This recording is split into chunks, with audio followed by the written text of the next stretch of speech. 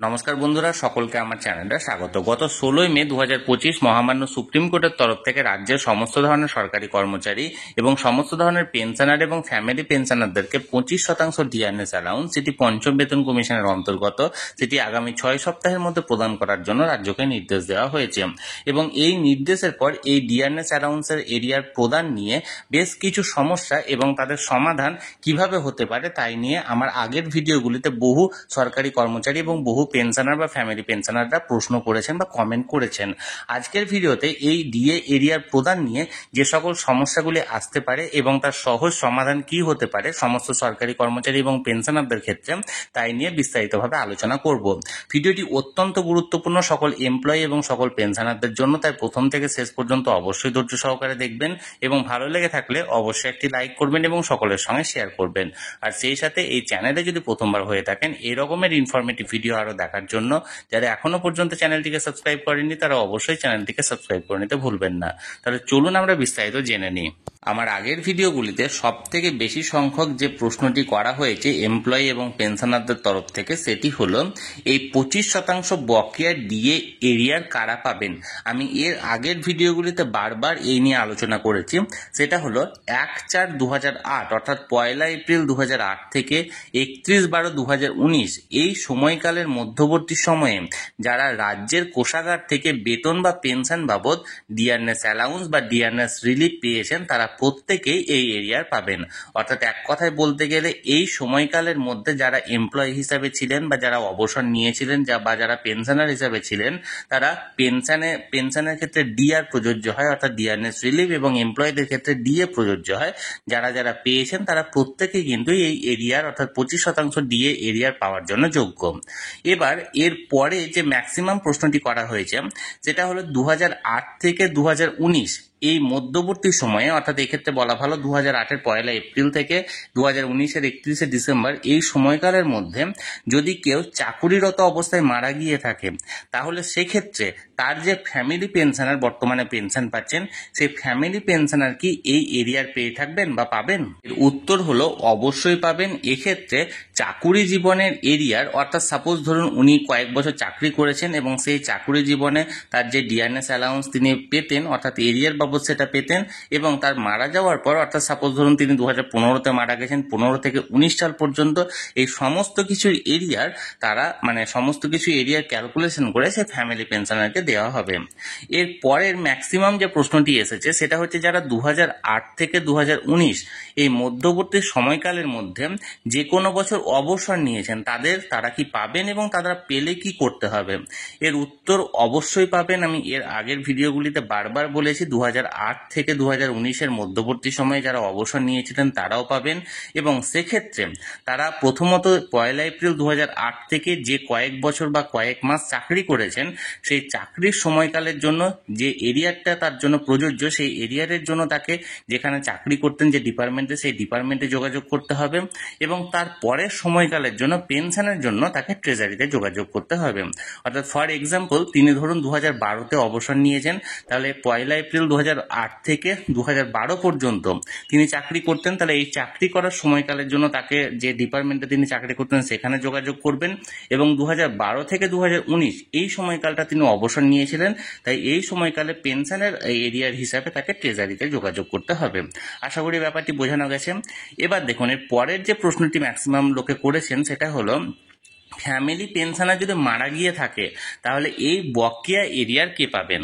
Family pensioner হচ্ছে মূল পেনশনারের মৃত্যুর পর তার যে ডিপেন্ডেন্ট স্পাউস থাকেন বা অন্য কেউ ডিপেন্ডেন্ট কন্যা থাকেন তাদেরকে ফ্যামিলি পেনশনার বলা হয়। এক্ষেত্রে ফ্যামিলি পেনশনারও যদি মারা গিয়ে থাকেন তাহলে সেক্ষেত্রে তার এরিয়ারটি কে পাবেন? এটার উত্তর হলো সেই ফ্যামিলি পেনশনার যাকে নমিনি করে রাখবেন, অর্থাৎ এক্ষেত্রে ট্রেজারিতে যখন ফ্যামিলি পেনশনারের পেনশনটি চালু হয় একজনকে নমিনি করতে হয়, বা নমিনি যদি ইনকেস নাও করা থাকে তাহলে সেক্ষেত্রে তার যে লিগ্যাল এয়ার অর্থাৎ যে উত্তরাধিকার উত্তরাধিকারী থাকছেন সেই উত্তরাধিকারী এক্ষেত্রে সমস্ত এরিয়ার পাবেন, অর্থাৎ সেই নমিনি বা উত্তরাধিকারীকে সমস্ত এরিয়ার প্রদান করা হবে। এরপর যে ম্যাক্সিমাম সমস্যা সংক্রান্ত কমেন্টটি আমার অন্যান্য এমপ্লয়ি বন্ধুরা করেছেন সেটি হলো, এখানে একটা এক্সাম্পল দেওয়া হয়েছে যে ধরা যাক যদি ধরুন 2015-তে কোনো একজন ব্যক্তি বা কোনো একটা এমপ্লয়ি চাকরি থেকে ট্রান্সফার নিয়ে তিনি অন্য কোনো ডিপার্টমেন্টে গেলেন, বা ওই একই পদে হয়তো প্রমোশন পেয়ে তিনি অন্য কোনো জেলায় ট্রান্সফার হলেন, বা অন্য কোনো মানে এখানে এক্ষেত্রে মহকুমায় ট্রান্সফার হলেন, তাহলে সেক্ষেত্রে তাকে এরিয়ার পেতে গেলে তাকে কি করতে হবে? প্রথমত এক্ষেত্রে যেহেতু এক্সাম্পলটা 2015 দেওয়া হয়েছে, তাই 2015 সাল পর্যন্ত অর্থাৎ 1 এপ্রিল 2008 থেকে 2015 সাল পর্যন্ত তিনি যে ডিপার্টমেন্টে চাকরি করতেন সেই সময়কালের জন্য তার যে বরাদ্দ এরিয়ার আছে, অর্থাৎ 25% ডিয়ারনেস অ্যালাউন্সের এরিয়ার, সেই এরিয়ারের জন্য তাকে সেই ডিপার্টমেন্টে যোগ করতে হবে। এরপর 2015 সালের পর তিনি ধরুন যে ডিপার্টমেন্টে চাকরি করছেন সেটা অন্য কোনো ডিপার্টমেন্ট হতে পারে বা সেম ডিপার্টমেন্ট অন্য কোনো জেলায় হতে পারে, সেই সময়কালের জন্য অর্থাৎ 2015 পরবর্তী সময়কালের জন্য তাকে বর্তমান তিনি যে ডিপার্টমেন্টে আছেন সেই ডিপার্টমেন্টের সঙ্গে যোগাযোগ করতে হবে তার বরাদ্দ এরিয়ার পেতে গেলে।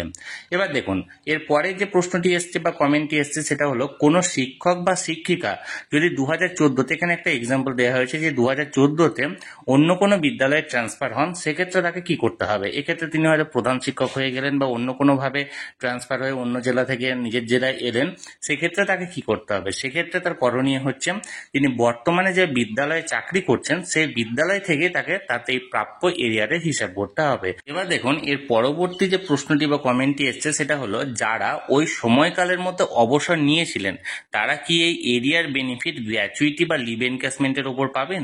এর উত্তর হলো অবশ্যই পাবেন। আমি এর আগে এই লিভ এনক্যাশমেন্ট বা গ্র্যাচুইটির উপর আপনার প্রাপ্য 25% ডিয়ারনেস অ্যালাউন্স কিভাবে ক্যালকুলেশন করবেন বা আপনারা পাবেন কি পাবেন না, কতটা পাবেন, সেই সংক্রান্ত বিস্তারিত একটি ভিডিও দেওয়া আছে। সেই ভিডিওটা আমার চ্যানেলে গিয়ে আপনারা দেখে নিতে পারেন, যে সেক্ষেত্রে আপনার গ্র্যাচুইটি এবং লিভ এনক্যাশমেন্টের বাবদ যে পরিমাণটা আছে সেই পরিমাণটা ক্যালকুলেশন করে নিতে পারেন। এছাড়াও আমি ওই ভিডিওটির লিঙ্কটি আমি ডিসক্রিপশন বক্সে দিয়ে দেবো, সেখান থেকে গিয়েও আপনারা দেখে নিতে পারেন। এরপর ম্যাক্সিমাম পেনশনার বা ফ্যামিলি পেনশনাররা যে প্রশ্নটি করেছেন সেটা হলো যে পেনশনার বা ফ্যামিলি পেনশনাররা এই বকেয়া 25% ডিএর এরিয়ার কিভাবে পাবেন এবং এই জন্য তাদেরকে কি করতে হবে। প্রথমত বলে রাখি, পেনশনার বা ফ্যামিলি পেনশনাররা তারা বর্তমানে যে অ্যাকাউন্টে নিজেদের পেনশন বা ফ্যামিলি পেনশন পাচ্ছেন সেই অ্যাকাউন্টেই তারা তাদের এই বকেয়া 25%-এর এরিয়ার পাবেন। এজন্য বর্তমানে তাদেরকে কিছু করার দরকার নেই, হতে পারে তাদেরকে ট্রেজারি থেকে সমস্ত ক্যালকুলেশন করে অ্যাকচুয়াল হিসাবটা তাদেরকে প্রদান করে দেওয়া হবে অ্যাকাউন্টে। কিন্তু বিজ্ঞপ্তি এখনো পর্যন্ত বার হয়নি, বিজ্ঞপ্তি বার হলে বিস্তারিত তথ্য সমস্ত কিছু জানা যাবে এবং সেই সংক্রান্ত আমি একটি ভিডিও এখানে নিয়ে আসবো, সেই ভিডিওতে বিস্তারিতভাবে আলোচনা করা হবে। এবং সেই বিজ্ঞপ্তিতে যদি বলা হয় যে ট্রেজারিতে যোগাযোগ করার প্রয়োজন আছে তাহলে অবশ্যই ট্রেজারিতে যোগাযোগ করতে হতে পারে। এবার দেখুন চাকরিরতদের এই এরিয়ার পেতে কি তাদের কোনো ডকুমেন্ট জমা করতে হবে? অবশ্যই তাদেরকে ডকুমেন্ট জমা করতে হবে। এক্ষেত্রে তাদের ডেট অফ জয়নিং বা তারা ফার্স্ট কোন ডিপার্টমেন্টে চাকরি করেছে সেই সংক্রান্ত ডকুমেন্ট জমা করতে হতে পারে। তবে সেটি আগেই বলেছি বিজ্ঞপ্তি প্রকাশ হলে বিস্তারিত জানা যাবে। বিজ্ঞপ্তি প্রকাশ পর্যন্ত অবশ্যই আপনারা অপেক্ষা করুন, বিজ্ঞপ্তি প্রকাশ হলে আমি ভিডিওর মাধ্যমে বিস্তারিত জানিয়ে দেব। এবার দেখুন চাকরিরতদের বকেয়া টাকা কি প্রভিডেন্ট ফান্ডে জমা দেওয়া হবে? এর উত্তর হলো কলকাতা হাইকোর্ট এর আগে যে রায়টি দিয়েছিল সেই রায়ে রাজ্যকে বলেছিল যে 100% টাকা মিটিয়ে দিতে, এবং এই 100% টাকা মিটিয়ে দেওয়ার জন্য রাজ্যকে সেই সময় কলকাতা হাইকোর্টের তরফ থেকে সুযোগ দেওয়া হয় প্রভিডেন্ট ফান্ডে এই পরিমাণ টাকাটি জমা দেওয়ার জন্য। তবে বর্তমানে সুপ্রিম কোর্টের তরফ থেকে যে নির্দেশটা দেওয়া হয়েছে 25% ডিআরএস অ্যালাউন্স প্রদান করার ক্ষেত্রে, সেক্ষেত্রে এরকম কোনো সুযোগ কিন্তু রাজ্যকে দেওয়া হয়নি। এখন বিজ্ঞপ্তি প্রকাশ না হলে, আমি আগেই বলেছি বিস্তারিত জানা যাচ্ছে না, বিজ্ঞপ্তি প্রকাশ হলেই বিস্তারিত জানা যাবে যে এটা প্রভিডেন্ট ফান্ডে পাবেন কি পাবেন না। এর পরের যে প্রশ্নটি হলো সেটি হলো, যদি কেউ ডেপুটেশন নিয়ে ওই সময়কালের মধ্যে চাকরি করে থাকেন, অর্থাৎ 2008 থেকে 2019-এর মধ্যে ডেপুটেশন হিসাবে চাকরি করে থাকেন, তাহলে সেক্ষেত্রে কি তিনি ডিএডিআর পাবেন? এর উত্তর হলো পাওয়ার কথা। তিনি 2008 থেকে 2019 এর মধ্যবর্তী সময়ে ডেপুটেশন ভাবেই হোক বা যে কোনো উপায়ে হোক চাকরি করে থাকলে তাকে অবশ্যই ডিএ দেওয়ার কথা। তবে বিজ্ঞপ্তি প্রকাশ না হলে বিস্তারিত এই ব্যাপারে জানানো যাচ্ছে না। এবার দেখুন এর পরের যে প্রশ্নটি আসছে সেটি হলো 2008 থেকে 2019-এর মধ্যে কোনো এক বছরে যদি কেউ ধরুন চাকরি ছেড়ে দেন তাহলে সেক্ষেত্রে কি তিনি এরিয়ার পাবেন? অর্থাৎ ফর এক্সাম্পল ধরুন 2016 সালে কেউ একজন চাকরি ছেড়ে দিল অর্থাৎ রিজাইন করলো, তাহলে সেক্ষেত্রে কি তাকে ডিএ এরিয়ার দেওয়া হবে? এর উত্তর হলো হ্যাঁ অবশ্যই পাবে। তিনি এই সময়কালের মধ্যে যতদিন চাকরি করেছেন সেই সময়কালের জন্য এরিয়ার পাবেন। অর্থাৎ ফর এক্সাম্পল আমি এখানে 2016 বললাম, তাহলে 2008 থেকে 2016 সাল পর্যন্ত এই 8 বছরের জন্য তিনি ডিএ এরিয়ার পাবেন এবং তাকে সেটা প্রদান করা হবে। এবার দেখুন লাস্ট যে প্রশ্ন সেটি হলো এই এরিয়ার কবে নাগাদ পাওয়া যেতে পারে। এর সহজ উত্তর হলো গত 16 মে 2025 মহামান্য সুপ্রিম কোর্ট আগামী 6 সপ্তাহের মধ্যে এক্ষেত্রে রাজ্যকে এই ডিআরএস অ্যালাউন্সের এরিয়া প্রদান করার জন্য নির্দেশ দেওয়া হয়। অর্থাৎ 16 মে থেকে ম্যাক্সিমাম 6 সপ্তাহ পর্যন্ত এখানে সময় দেওয়া হয়েছে, তাই ম্যাক্সিমাম আপনারা জুন মাস পর্যন্ত ধরতেই পারেন, অর্থাৎ জুনের 30 তারিখের মধ্যে এই নির্দেশিকা অনুযায়ী ডিএ পেয়ে যাওয়ার কথা। তবে বিজ্ঞপ্তি প্রকাশ হলে বিস্তারিত জানানো যাবে বা জানা যাবে। তাহলে বন্ধুরা এখানে ডিআরএস অ্যালাউন্সের এরিয়া সংক্রান্ত বহু মানুষ আমাকে আগের ভিডিওতে বহু কমেন্ট করেছেন। সেই সকল কমেন্টের উপর ভিত্তি করে আজকের এই ভিডিওতে বিভিন্ন রকমের সমস্যা এবং তাদের সহজ সমাধান নিয়ে আমি আলোচনা করলাম। আপনাদের যদি এই আলোচনা সংক্রান্ত ভিডিওটি ভালো লেগে থাকে অবশ্যই একটি লাইক করবেন এবং সকলের সঙ্গে শেয়ার করবেন। আর সেই সাথে এই চ্যানেলে যদি প্রথমবার হয়ে থাকেন এই রকমের ইনফরমেটিভ ভিডিও আরো দেখার জন্য যারা এখনো পর্যন্ত এই চ্যানেলটিকে সাবস্ক্রাইব করেননি তারা অবশ্যই চ্যানেলটিকে সাবস্ক্রাইব করে রাখবেন। ধন্যবাদ, দেখা হচ্ছে পরের ভিডিওতে।